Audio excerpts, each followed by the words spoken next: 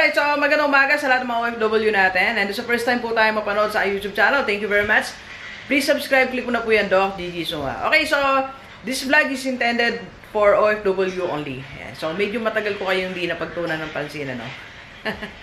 Pasensya na po ito para sa inyo talaga, solid for OFW lang ang topic natin, okay? So hindi ko kasi malilimutan mga OFW. Kayo yung nagpasikat sa akin, eh. Kayo yung unang nanood ng mga vlogs ko, unang nagpa-coach online. Di ko malilimutan si Sir. Hi, Sir. So, 3 times ko siyang kinoach. Mura pa yung bayad ni Sir noon. So, kayo din yung unang nagpa-coach ng anak sa akin, ng family, di ba? So, yan yung nagawa ng OFW sa buhay natin, alright? So, kaya nagpapasalamat ako sa inyo and para sa inyo itong vlog na to. Sa lahat ng mga OFW, taas mong kamay, yan, alright? Kayo din yung unang nagpadala sa akin ng package, di ba? Si Ma'am Lenny, nagpadala ako ng pabango na Tommy Girl, tsaka lotion, thank you very much. Maraming, kayo din ang unang nagpo-coach personal sa akin na OFW. Bigay ng mga kape and everything. Marami na ako na-coach sa OFW. Iba ang OFW sa buhay ko eh. Ayan, napunta rin ako sa Hong Kong dahil sa mga OFW, di ba? And this December, papunta tayo ng, eto ayoko muna i-announce, pero baka mapunta tayo ng Malaysia. Baka lang po muna. Okay. Anyway, so, eto 5,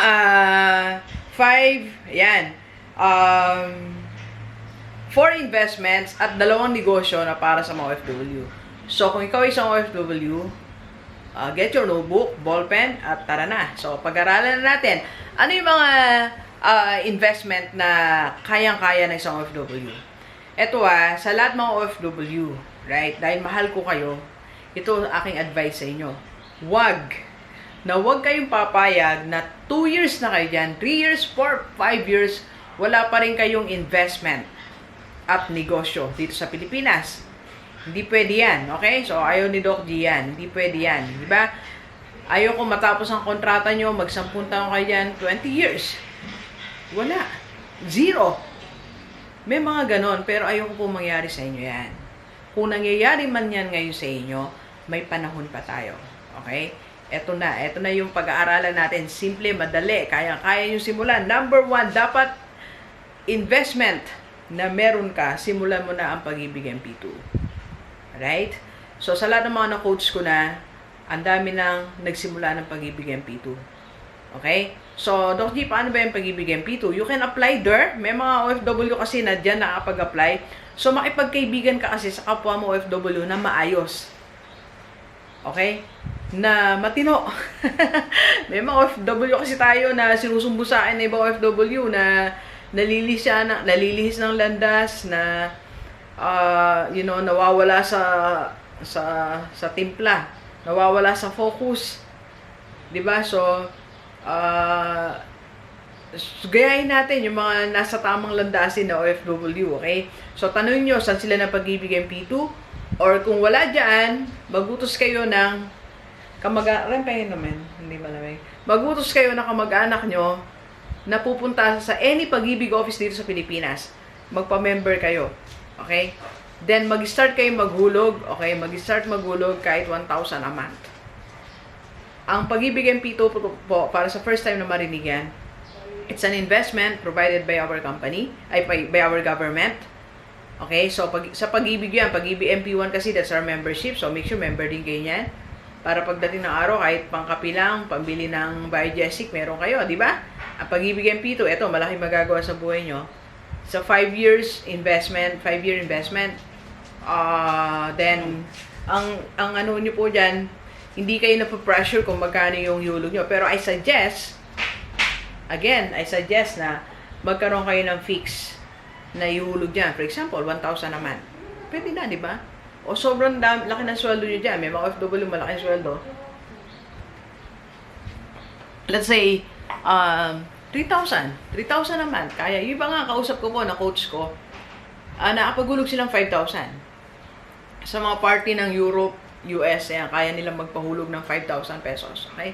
So, 5,000, then, yearly, ang interest po ng pera mo dyan, 8.11%, I think. Okay? Then, hindi siya makukuha ng 5 years. So, enough lang. Tama lang. Kasi ganun talaga investment, long term. So, in 5 years, doon mo siya kukunin. Di ba? Kumita na yung pera mo. Pag uwi mo dito, in 5 years, meron ka ng pang-negosyo. Alright? Okay. So, kailangan meron kang pag-ibig MP2. Huwag kang mapakali. Huwag kang maging komportable. Huwag kang makatulog ng mahimbing. Hanggat wala kang pag-ibig MP2. Alright? Next. Next po na, ano natin, na investment na dapat meron ng isang, dahil lang po meron lang tayong, sasagutin na isang katanungan. Okay. Alright, mamaya na. Okay. So, pangalawa, dapat meron ka ding Sun Life 3-in-1. So, kung uwi ka po dito sa Pilipinas, dapat meron ka nito. Bakit mahalaga ang Sun Life 3-in-1, Doc G? Kasi yung Sun Life 3-in-1, meron kasi siyang life investment. Ito yung sinasabi natin na at least insured ka. Whatever happens to us, di ba? Kasi sabi nga natin, life is brief, life is short. Di ba? Anytime, pag sinabi ni Lord na graduate ka na, tara na, let's go na, let's go na. So, kukunin na tayo ni Lord. At least may maiwan tayo sa mga mahalala sa buhay. Di ba, like ko sinasabi, hindi masyadong malakas ang iyak nila, di ba? Kasi bisa pag namatay tayo, kaya malakas ang iyak nila. Hindi natin alam kung talaga naiyak sila sa atin o nalulungkot sila, wala ka man lang naiwan, di ba? Tapos may utang pa, di ba? At least kung alam nila na, ay may pera siya, mga 600,000, 1 million sa insurance, so mahina na iyak. Hindi, joke lang po. So, second, ang kasama niya pa is health insurance. So, kung ma-hospitalize tayo, may karoon disability, may makuha tayo. And most especially, may investment sa kasama. Okay? Alright, so, yan yung pangalawa. So, ina-apply po yan pag nandito sa Pilipinas. Kaya pag uwi mo, dito sa Pilipinas, hanapin mo ko, ikukonek kita kay Sir Jason para masimulan mo na yan. Because you will be paying as low as 1,200 pesos lang a month for 5 years. Tapos naguhulog ka ng let's say 2,000 sa MP2 or 1,000 na lang sa pag-ibig MP2. So, dalawa investment mo. Maring tingin mo ngayon, hindi masyado malaki yan, Doc G. Pero, di ba, pagdating ng 5 years, kaysa naman sa wala kang naipon. Di ba, sinasuggest ko nga, wag na kayong mag-ipon. I-direct yun agad sa investment. Kasi ilang taon na nag-ipon, ilang OFW na nag-ipon. Di makikita ko yung kapatid ko. Napapagigil ako sa OFW. May kapatid kasi ako OFW eh. Kaya, dumadaan siya dito, nag-iiba yung tono ko eh. Di ba? Ilang beses na kayo nag-ipon. In fairness, gusto nyo mag-ipon, di ba?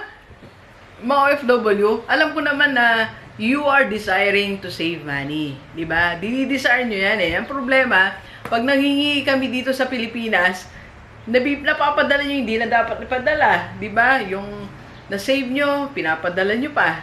Kaya nga, dapat wala siya sa savings. Dapat nasa investment ang pera nyo. Alright?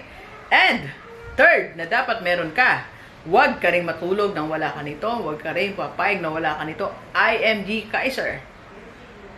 Doc G, health insurance naman, yes. Kasi ang Kaiser, iba po siya sa Sun Life 3-in-1. Ang Kaiser na health insurance, yung pwede kang, umuwi ka po dito for good na. After 10 years. Let's say 10 years. Okay? So, may naipon ka naman, may negosyo ka, okay yung buhay mo. Then, syempre, pag may edad na tayo, 40, 50 ka na, 60, kailangan magpa-check up, magpa-blood chem. So, yun na yung card na gagamitin mo. Mag-confine, di ba? Like ako, 40, na-opera na ako sa bato sa abdo. Ang dami kong dinaramdam, heart, acid, and everything. Panay akong check up. Alam niyo po ba, panay akong check up talaga. Panay blood chem, test ng ganito. Magpapatest pa tayo ngayon ng treadmill stress test. Diba? So, I'm just using my card. So, pag may card tayo, yun. Diba? So, siguro, kung bata ka pa ngayon, mga 2,500 lang ang contribution mo a month or 3,000. So, 1,000 sa MP2, 1,200 sa Sun Life, 3,000 dito, mas 5,200 lang. Diba? Kahit wala kang maipon, meron ka nitong 5 na yan. By the way, Kaiser, IMG Kaiser, meron din po yung kasamang investment. Okay? So, 5 years, meron ka karoon na ATM, then withdraw ka na ng pera mo, di ba? So, Yun yung mga, sabi nga ni Jim Rohn kanina, kagabi, panay ko siya, binalikan ko siya actually, si Jim Rohn. Napaka full of wisdom. Work hard on your future. Work hard on your future. Nobody else will do it. Ikaw lang. You work hard today, and that's for your future. Alam nyo ngayon, 40% of what I'm earning from being a speaker, a vlogger, and a coach, napupunta lahat yun sa investment, 40%. 60% I'm enjoying it with my family, with myself. Pinamimigay natin sa mga mahirap. 40%, I make sure na I'm paying my insurance. I'm working hard today for age 50 so that hindi ako mahirapan. 55, because I'm single. Lalo po sa mga single. Taas ang kamay ng mga single. Wala tayong asahan, delivers ng mga single. Wala! Yung mga kausap ko nga, meron akong isang kinotes na pinagalitan ko talaga eh. Kasi ilang 15 years siya sa ibang bansa. Wala siya naipon, panibigay sa pamangkin niya. Apo niya daw sa pamangkin. Single kasi siya eh. Sabi ko, pagdating ng araw, isa-isa naman mawawala yan eh. Good kung may babalik sa atin. Pero pagdating ng araw, may kanya-kanya sa silang buhay, di rin naman natin sila masisi. Kasi may mga anak sila, may mga apo rin siyang asikasuhin. Siyempre, hindi naman tayo priority. Tinulungan natin sila ngayon, pero what will happen? Ako nga, dahil ko tinulungan eh. Maria Joseph, nalilimutan ako, isang cake, di ako madala. Hindi. Nagtampo, no? Di ba? Nagbonus eh, di man lang ako. Bira. Anyway. Di ba, yung realidad ng buhay, hindi ko naman masisi kasi may iba na silang responsibilidad ngayon. Di ba? Kaya, take charge of yourself. Nobody else will do it. Ikaw lang. Pag uwi mo dito sa Pilipinas, di ba? Ikaw lang mag-asikaso talaga sa sarili mo. As in, ikaw lang. Sinasabi ko sa iyo, Delivers. Sinasabi ko po sa inyo, ikaw lang talaga. Kaya make plan. Planuhin mo na yung buhay mo ngayon. Di baling, hindi ka ngayon, may sacrifice ng konti sa sarili mo ngayon. It's okay. It's fine. It's okay. Okay lang yan. Di ba? Okay, so, ano pa? So, if you want to start this Alive 3-in-1 pag-win dito, and IMG Kaiser, you can start right now, ha? Kahit nandiyan ka sa ibang bansa, kukunik kita kay Ma'am Lor. Okay? Doc D, sure ka ba dyan? Sure na sure. I met the CEO. Ito, ako, tinataya ko talaga yung sarili ko dito. No scam, zero scam. Okay? Tinataya ko talaga. Okay? I even joined them. Diba? I met Boss Sanchez. Rex Mendoza was there. I was listening to him. Lahat yung mga senior members nila, they were there during the convention. I attended the convention. I saw their office sa Hong Kong. Diba? So, ang dami, sure na sure tayo. IMG Kaiser, right? Okay, 100%. Alright, so, pang-apat na dapat meron ka na investment, kahit isa lang, isang real estate investment. You try it. Kung merong nagbebenta sa yung kahit lupa lang, kapirasong lupa, you go for it, you buy it. Okay? So, kung meron kang mga nakatagong pera dyan, hard-earned money, pero nakasave lang dyan, kunin mo na yan, bumili ka na ng property. Okay? Then, after 3 years, ibenta mo yung property na yan, improve mo lang siya, ibenta mo, kikita siya, then buy again. That's how you do it, or that's how you earn the proper way of managing real estate. You buy property, hulupa yan, pabakura mo, patamnan mo, then ibenta mo. You just have to improve it. Okay? So, kung lupa yan, palagyan mo ng apartment, kung meron kang pera, then ibenta mo ng buo ang apartment. Why buo, Doc G? Kasi yan ba, gumastos ka ng 5 million sa lupa at sa pagpapagawa, paparent mo yan ng, let's say, 20,000 naman, kailan mo babawi si 5 million? Ibenta mo na 7 million niya, meron kang 2 million. Then you buy another. Doc G, laki naman, million. Doon sa mga may pera. Kung wala ka naman pera, you buy 300,000 na lupa. Then after 2 years, ibenta mo 500,000. Diba? That's something. Okay? So, kung paano pa yan, Doc G, paano ba real estate investment, other investment, pwede kitang i-code. So, wag mo, 0939-5254-311. Okay. So, yun yung apat na investment na dapat meron tayo. Okay? And, business. Dalawang negosyo na dapat meron ka kung ikaw isang OFW. Alright? Hindi na. Dalawang negosyo na dapat meron ka. Okay?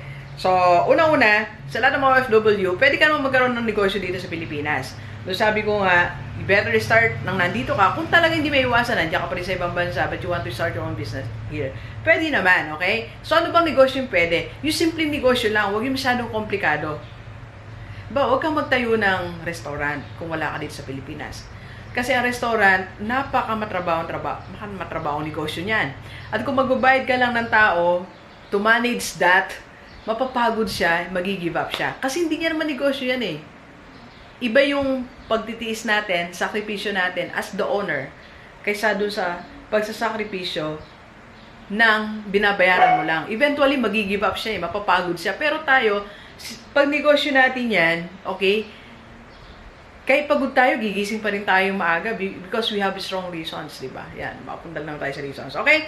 So, ano na yung negosyo na pwedeng gawin ng OFW? Ito yung mga simple lang, pinaparent lang. For example, van for hire, tricycle. Meron akong na-coach na isang OFW, Hong Kong, Ma'am Bags, meron siyang 10 tricycle. Would you believe that? 10 tricycle, kumikita ng 200 a day, how much is that? Diba? Simple, wala kang masyadong inasikaso. Driver lang, kaya naman siguro asikasuhin ng pamilya mo dito sa Pilipinas yan, diba? Kung hanap lang ng driver, maintenance, diba?